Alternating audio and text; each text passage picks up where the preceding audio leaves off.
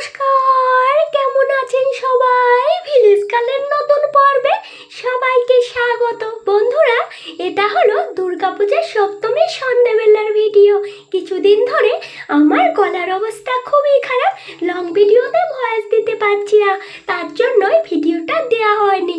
আজকে ভাবলাম কষ্ট করে হলেও ভিডিওটা দিতে হবে, না হলে আবারও পুজো চলে আসবে। পুজো মণ্ডপের সামনে জায়গা পেয়েছিল আমাদের কলিজার টুকরা সবার প্রিয় জুবিনদা। মা দুর্গা, তোমার কাছে একটি অনুরোধ রয়েছে। তুমি ধরাধামে পুজো নিতে এসেছো অসুর বধ করে, যাওয়ার সময় জুবিনদার মৃত্যুর সাথে জড়িত অসুরগুলোকেও বধ করে যেও। মা দুর্গার 10টি হাত, প্রতিটা মেয়ে মা দুর্গার আরেক রূপ। মেয়েদের 2 হাতে মা দুর্গার 10 হাতের শক্তি রয়েছে। মেয়েরা দেখিয়ে দিতে হবে কিন্তু। পুজো প্যান্ডেলে শুরু হচ্ছে খারাতালের গানের পালা। আমাদের গ্রামে গঞ্জে পুজো অনুষ্ঠানে খারাতালের গানের পালা হয়ে থাকে। বন্ধুরা, তোমরা কি কখনো খারাতালের গানের পালা দেখেছো? যদি না দেখে থাকো তাহলে আমার ভিডিওর মাধ্যমে দেখে নাও।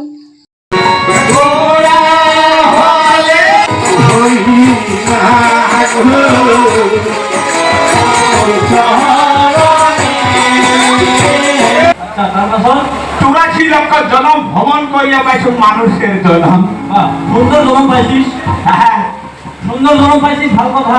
তাকে তাকে তো শেষ করলো ওই যে সাদা বিড়ি খাইয়া।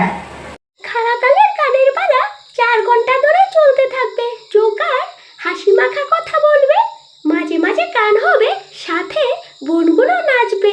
খারাতাল খুবই মজার একটি গানের পালা, পুরোটা ভিডিওর মাধ্যমে তুলে ধরা সম্ভব না। বন্ধুরা, তোমরা যদি খারাতালের গানের পালা দেখতে চাও তাহলে দুর্গাপুজোর সময় আমাদের গ্রামে চলে এসো, নিমন্ত্রণ রইল।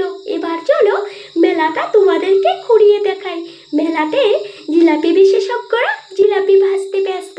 জিলাপি ছাড়া ছোট বড় কোনো মেলাই সম্পূর্ণ হতে পারে না। এখানে দেখো, কেউ খেতে ব্যস্ত, কেউ দিতে ব্যস্ত। এরকম খাবারের দোকান কয়েকটাই এসেছিল। এখানে দেখো, বাচ্চাদের খেলনাও রয়েছে, বড়দের প্রয়োজনীয় জিনিসও রয়েছে। যে যার মতো নিজের প্রয়োজনীয় জিনিসগুলো কিনে নিচ্ছে। বন্ধুরা, আমি মেলাতে খুব একটা আসি না। আমাদের দুর্গাপুজোর মেলাটা তোমাদেরকে দেখাবো বলে এতটুকু সময় এসেছিলাম। যারা পান খেতে ভালোবাসো তাদের জন্য যথেষ্ট পরিমাণে পানের দোকানও মেলাতে রয়েছে। এখানে দেখো, বাচ্চাদের জন্য বেলুনের দোকান রয়েছে।